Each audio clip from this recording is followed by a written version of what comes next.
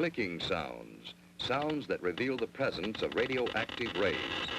The instrument, a Geiger counter, is converting radioactivity into sounds we can hear.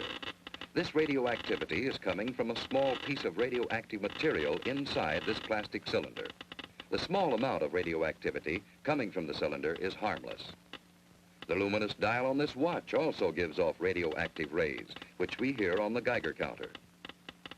Even when there's no radioactive material near, the Geiger counter continues to click. This is caused by cosmic radiation that continually bombards us from outer space.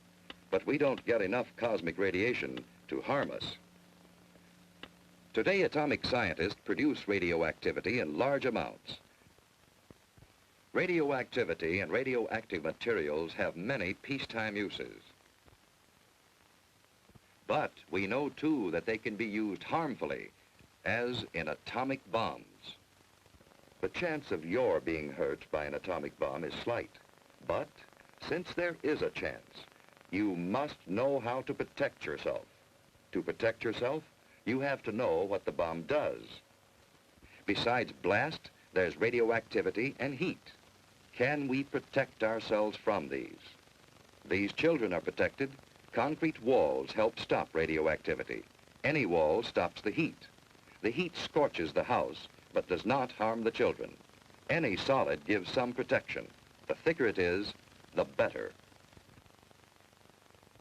We have the national defenses to intercept an enemy, and we all form a team to help each other through emergencies. You are on that team. So is your family, each member of it. And in your community, every doctor, fireman, every policeman and nurse, every lineman and operator, every civil defense worker, in fact, every community employee is ready to help you if you need him. So your community is prepared for emergencies and ready to help other communities.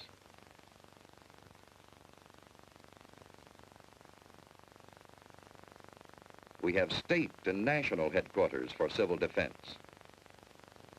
And your city has a civil defense corps. We have a warning system and a system of defense. Yes, we have the equipment and the people for an effective team. But, like any team, it can win only when everyone knows his job and does it well. What is your job?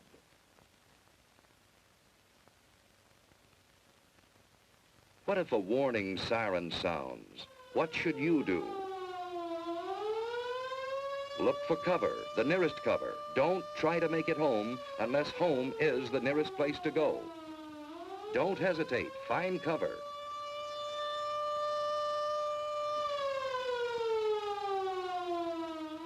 Everyone is in on this. Strangers will understand. Finding shelter quickly may save your life. If you can't get into a house, get behind a wall or a steep embankment on the side away from the city. Civil defense teams will go into action immediately. If you're home, you've work to do. Hi, Susie. Everything's fine upstairs. How you doing here? Okay, I guess. That's good. We repeat, cover windows to protect against the possibility of broken glass, heat, and radioactivity. Turn off fires. If you are home and are not assigned to civil defense duties, go to your prepared shelter.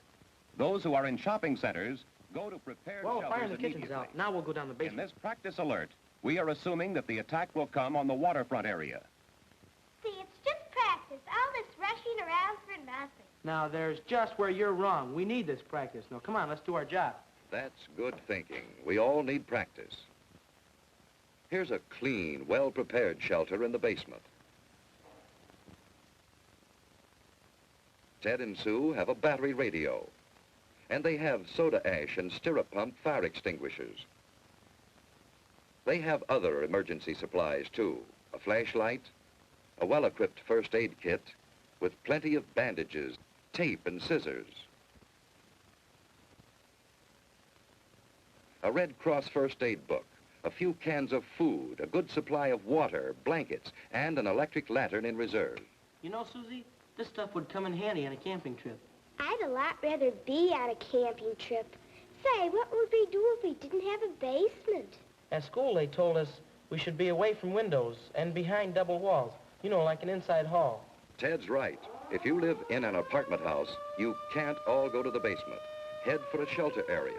If none is marked for you, find cover away from windows and in a hallway if possible. Wait for the all clear. Be calm.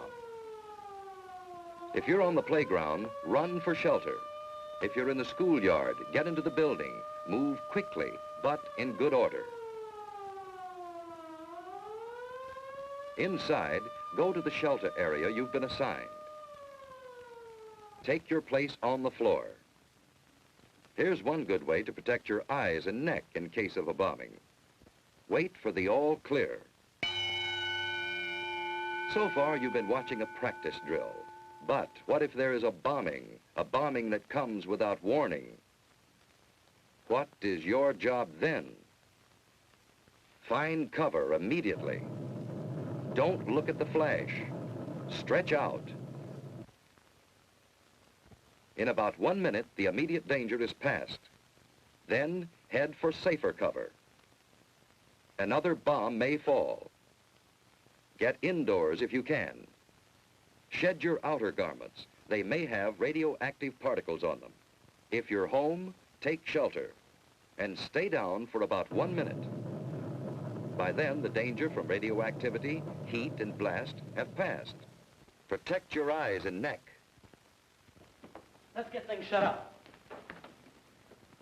Sue found shelter under her bed.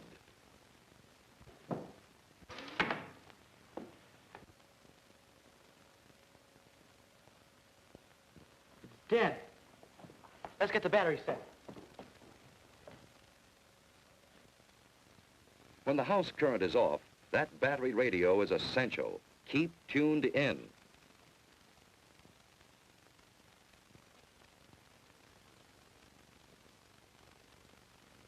The airburst of 3:01 p.m. was zeroed on Union Station. Heavy damage extends from about 14th Street north to as far south as the waterfront. You know, we're lucky. That blast was miles Stay from here. undercover unless you have civil defense to... I've just been handed a bulletin. There's been an underwater burst at the waterfront. Water thrown up by the bomb is falling as mist and rain, and it is radioactive. Avoid this radioactive mist and rain. What does he mean which the by wind is blowing south from the radioactive river. mist? All According to what Dad residents said, take necessary the precautions. radioactivity gets into the mist and rain. And if the mist or rain gets on you, it's apt to make you very sick. What would you do about it? I'd scrub thoroughly with a detergent and water. What's a detergent? It's something like Mom uses when she washes dishes and clothes. Don't drink tap water. It may be contaminated. Ted and Sue are waiting for the all clear.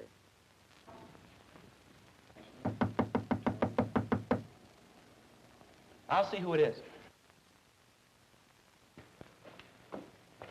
Hello, who's there? It's your block warden, Mr. Carlson. Come on in, Mr. Carlson. Hello, Ted. Hello.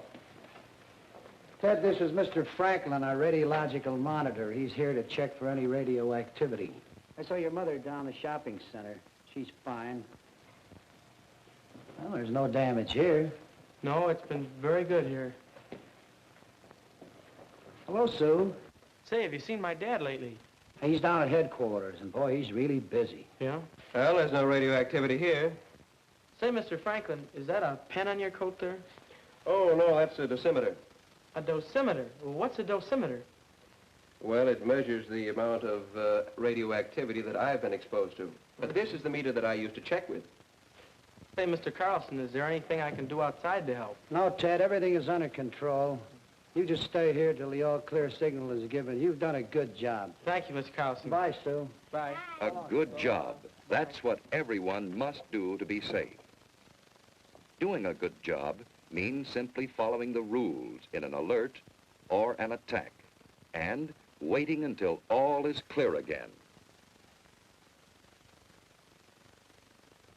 In this early and troubled stage of the atomic age, our very lives may depend on always being alert.